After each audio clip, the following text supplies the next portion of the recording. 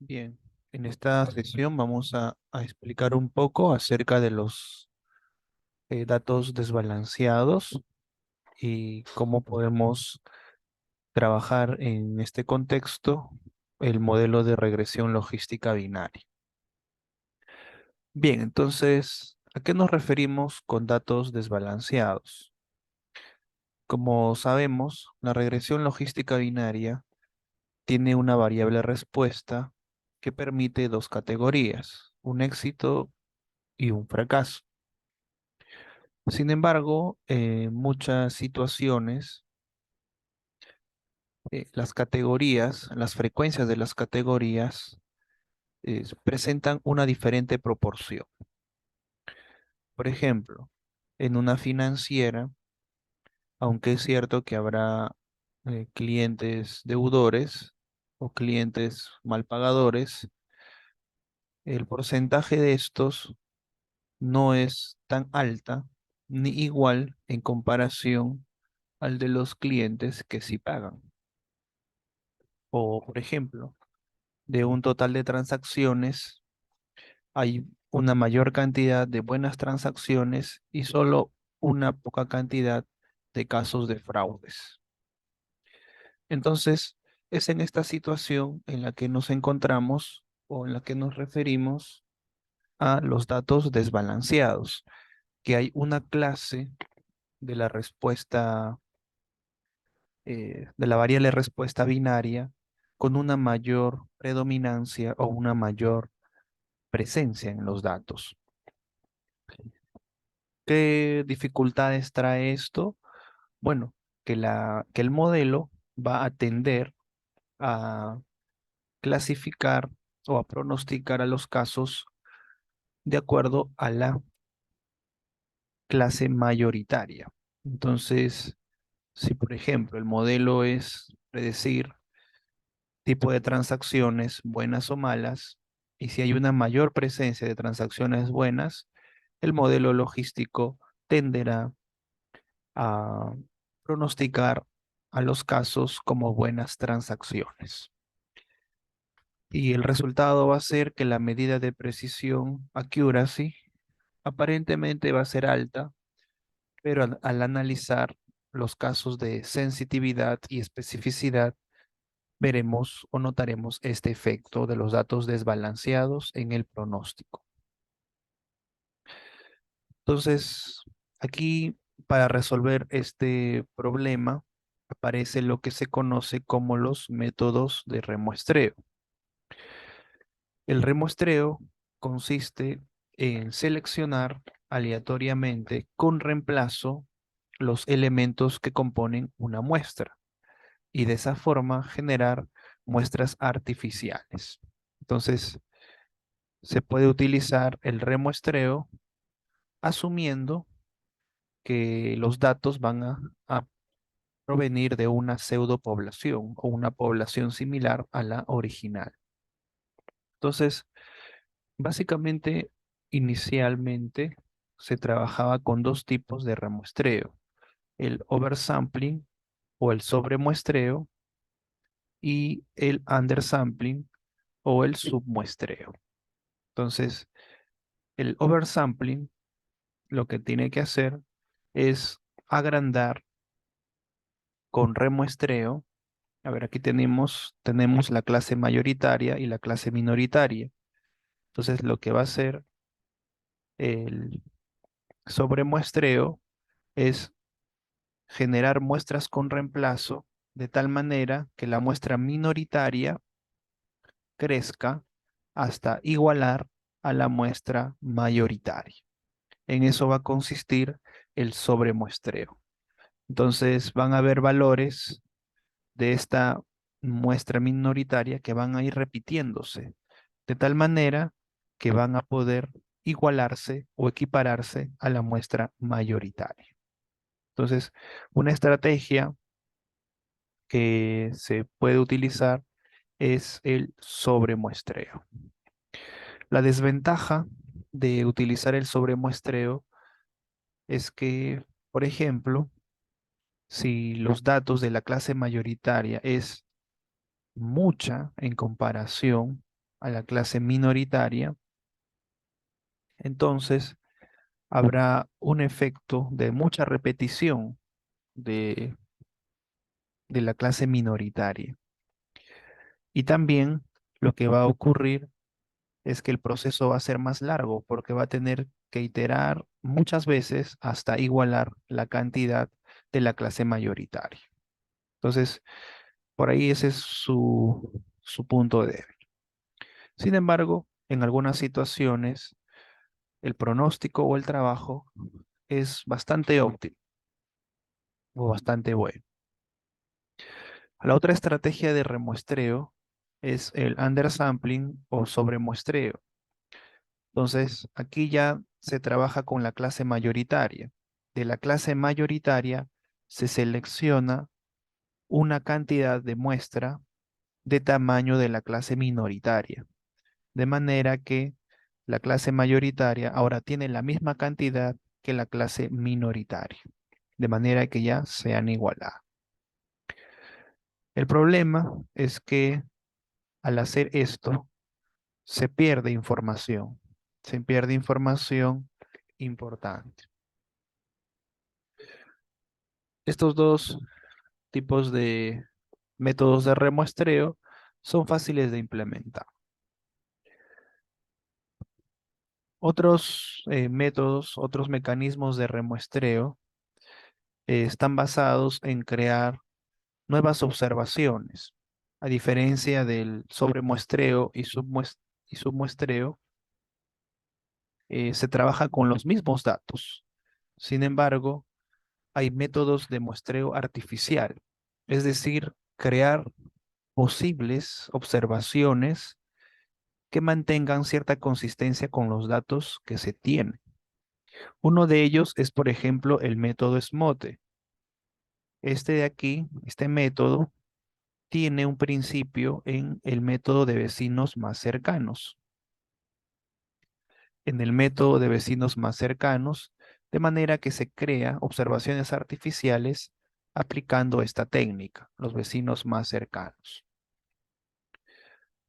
Por ejemplo, ¿no? Si tenemos en un plano de 2 dimensiones, tenemos un par de observaciones por aquí, estos puntos rojos que sean las observaciones, entonces va a ser razonable que los puntos que estén cercanos a ellos también pertenezcan a dicha muestra o a dicha población. Entonces, estos valores van a ser valores artificiales que van a pertenecer a la muestra. La idea es incrementar sin ir perdiendo la categoría de la población o de la muestra.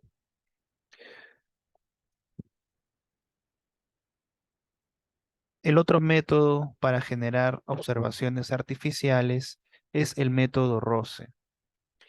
Este genera observaciones artificiales en función de crear o estimar una función de densidad para los datos de la clase minoritaria.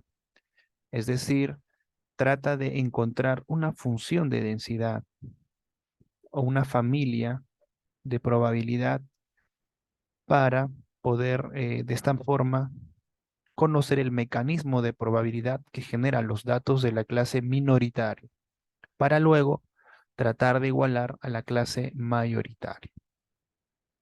Estos son algunos métodos o los métodos de remuestreo más eh, aplicados o más utilizados para de esa manera trabajar los datos desbalanceados. Luego el procedimiento, después de haber establecido o haber equiparado las categorías, es aplicar el modelo de regresión logística binaria y a partir de ello comparar los indicadores o las métricas de precisión, sensibilidad, especificidad y por ahí también los valores de la curva Rocco. A ver, vamos a trabajar un ejemplo aplicando los métodos de remuestreo ya comentados. El conjunto de datos va a ser diabetes de los indios Pima. El conjunto de datos Pima Indians Diabetes de la librería MLBench del programa R contiene información de diabetes de los indios Pimas referentes a 768 observaciones sobre 9 variables. Bueno, las variables que tiene este conjunto de datos, bueno, para el caso de las mujeres es la variable pregnans, que es número de embarazos, glucosa, que es la concentración de glucosa en plasma, pressure, que es la presión arterial diastólica, tríceps, grosor del pliegue cutáneo de tríceps en milímetros, insulina, que se refiere a insulina sérica de 2 horas, más, que es el índice de masa corporal, peso en kilogramos sobre altura en metros cuadrados, el pedigrí, la edad y si la persona tiene diabetes o no.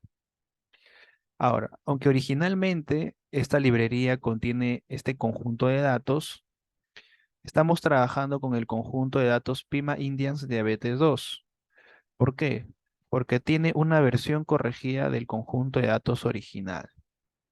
Este conjunto de datos original aparece en el repositorio UCI. El repositorio UCI tiene diversos conjuntos de datasets para trabajar métodos de Machine Learning. Solo basta con colocar en el buscador dataset UCI y usted encontrará diversas fuentes de datos para aplicar métodos multivariados o hacer minería de datos. Originalmente, estos datos aparecían en este repositorio. Sin embargo, como dice la información, una inspección más detallada de los datos muestra varias imposibilidades físicas, por ejemplo, presión arterial o índice de masa corporal de cero. En los datos de Prima Indians Diabetes aparece valores para índice corporal o presión arterial como cero. Y esos son valores, pues, evidentemente imposibles para una persona. De manera que PIMA Indians Diabetes 2 coloca a los valores cero como un NA, es decir, como un valor perdido. Para este archivo se está trabajando evidentemente con PIMA Indians Diabetes 2, pues se asemeja más a la realidad.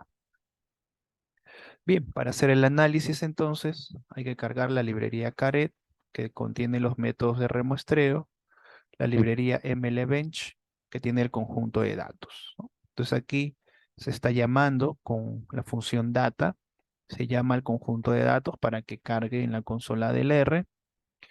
Luego vemos el encabezado y por ahí vemos que algunas variables presentan pues valores perdidos, valores omisos. Hacemos bueno, esto lo he copiado como resultado para evaluar la cantidad de valores perdidos. Utilizamos colsums de suma por columnas y le pedimos que sume por columnas los valores perdidos. El comando is.na permite conocer en un vector si es un valor perdido o no. Entonces, al sumarlos, suman la cantidad de valores perdidos. Bien, aquí podemos observar que para tríceps hay 227 valores perdidos y para insulina hay 374.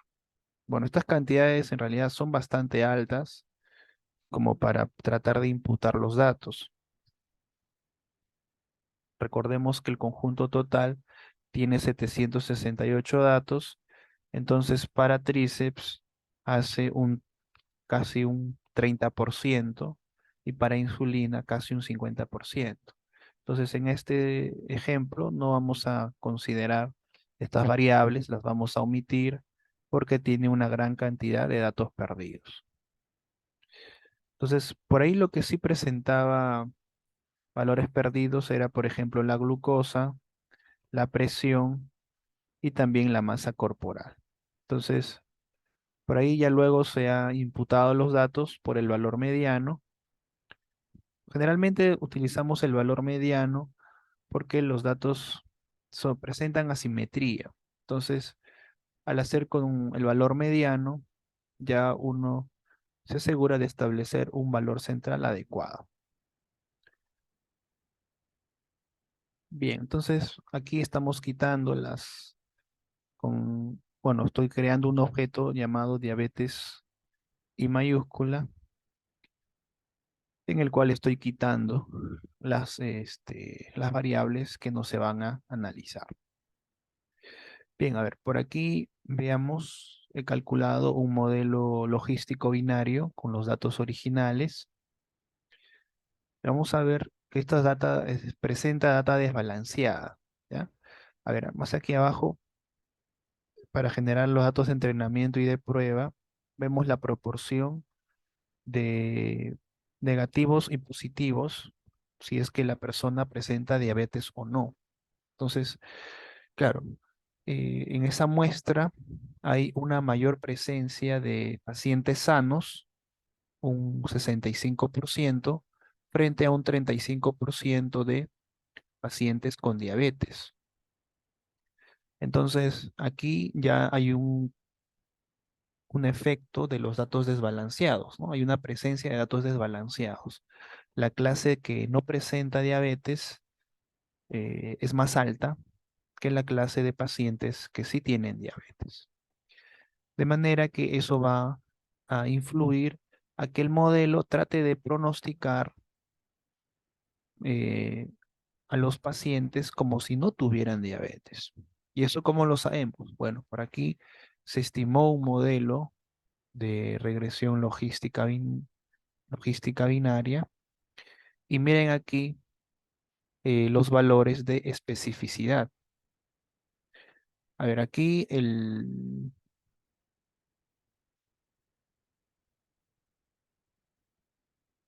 valor de especificidad es del 56% y la sensitividad de 88%. A ver, aquí la clase de referencia, si no colocamos, la está tomando como la negación.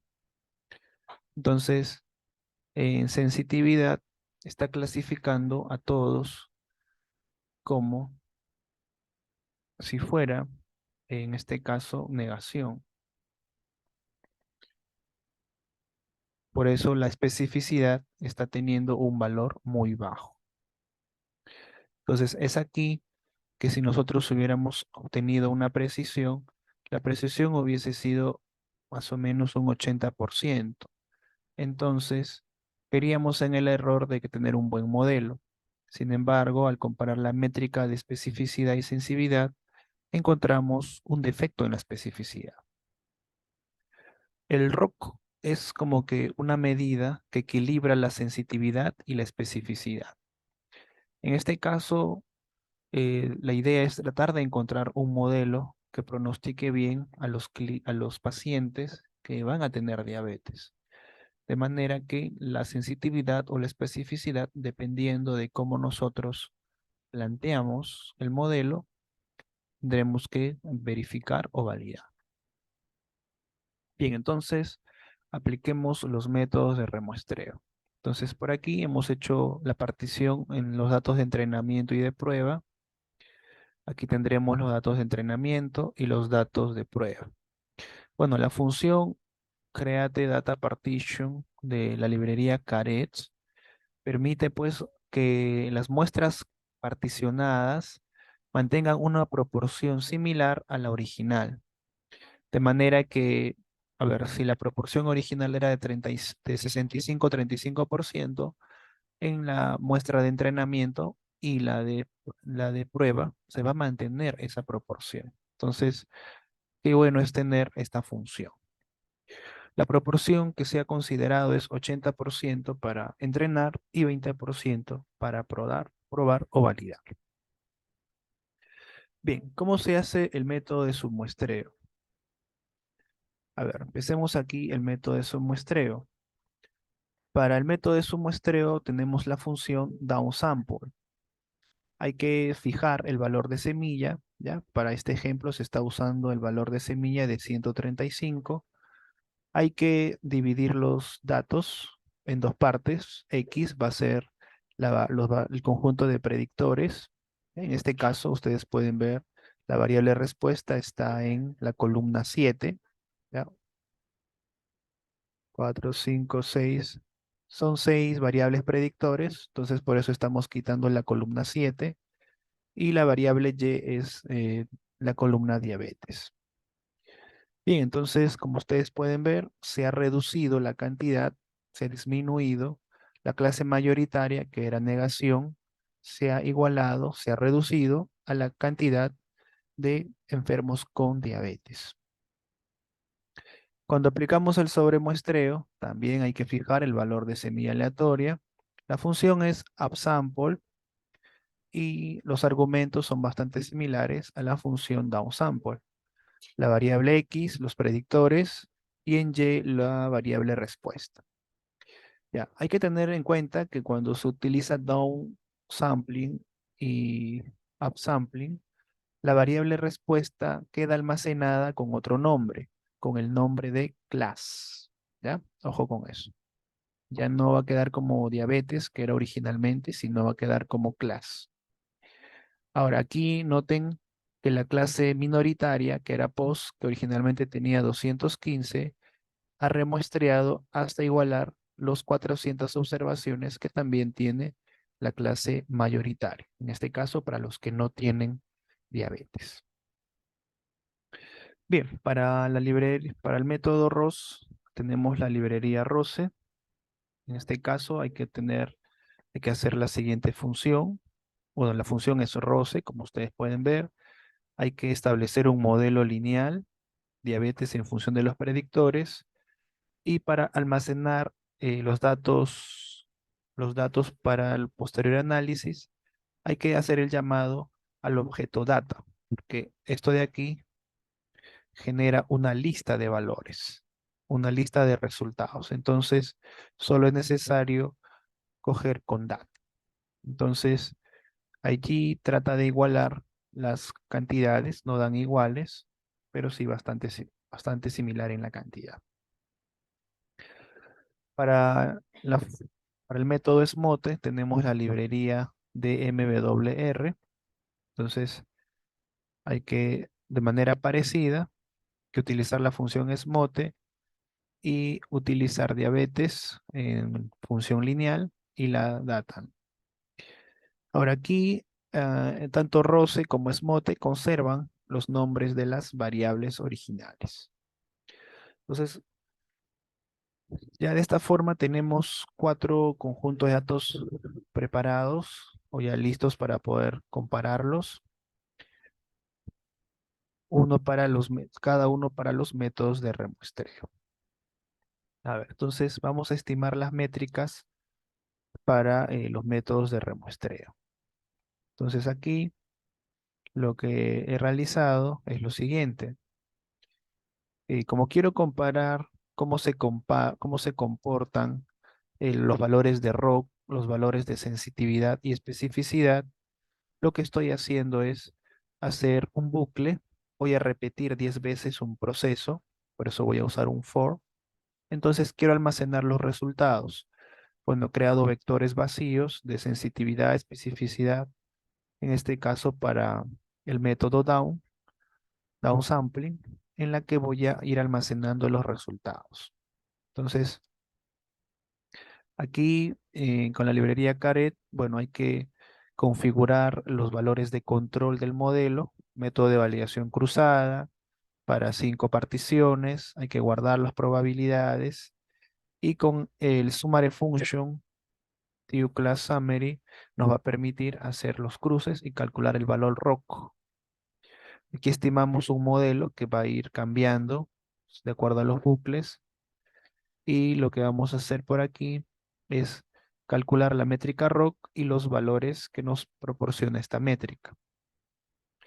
Entonces, luego por acá estamos haciendo una confusión, una matriz de confusión y estamos colocando el valor positivo para poder tener las métricas. Bien, para ROC, esto de aquí nos genera, nos almacena el valor ROC, este de aquí nos almacena el valor de la sensitividad, y este de aquí nos almacena el valor de la especificidad. Bien, entonces, en este caso, bueno, lo que hemos hecho, como no hemos establecido un parámetro para los modelos, entonces se está estimando como que el modelo está clasificando bien a los que no tienen diabetes, ¿ya? Entonces aquí no diabetes es el éxito.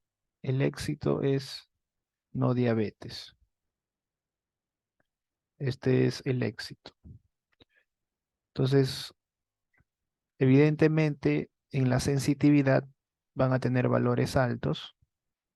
Ahora, la especificidad con el modelo downsampling ha ido creciendo, como ustedes pueden observar, entre 60 y 70%, ¿no? Casi cercano al 70%. Para el modelo de upsampling se ha hecho el mismo procedimiento. Aquí los valores de la especificidad, ustedes pueden observar que se han comportado mejor. Y el sobremuestreo se está comportando mejor, está un poco más del 70%. Luego también se hizo para el modelo ROSE. Por aquí, bueno, está la especificidad del modelo ROS. Bueno, no es tan alta como el del upsampling. Luego también para el método SMOTE. Por ahí vemos que la especificidad tampoco no es tan alta. Entonces, por ahí vemos que el candidato, al examinar la especificidad, es, bueno, aquí la métrica que más nos va a interesar es la especificidad, pero no hay que dejar de lado, no hay que dejar de lado, en este caso, los valores de ROC, que es un equilibrio entre especificidad y sensitividad. Ya, a ver, entonces en especificidad, bueno, aquí en sensitividad es clasificar bien a los pacientes que no son diabéticos. Bueno, el modelo ROS, modelo S, que es SMOTE, lo clasifica bien, pero no tanto nos interesa en este caso la sensitividad, nos va a interesar la especificidad. A ver, aquí al comparar la especificidad, tenemos el número 4, un mayor valor promedio, que en este caso es para upsampling. Entonces, el sobremuestreo está teniendo un mayor indicador en lo que se conoce como especificidad, es decir, está clasificando bien a los pacientes o está clasificando mejor en comparación de los otros a los pacientes que sí tienen diabetes. Y esto es lo que nos interesa a nosotros mejorar, porque el modelo original tenía una, una clasificación de los pacientes que tienen diabetes del 56% y esto no es muy elevado. Entonces, por acá veamos ahora el valor de la curva ROC. El valor de la curva ROC, bueno, el método de SMOTE ha tenido una mayor presencia. Bien, por acá tenemos una comparación de medias. Bueno, para el valor de sensitividad era el valor SMOTE el que tenía más alto.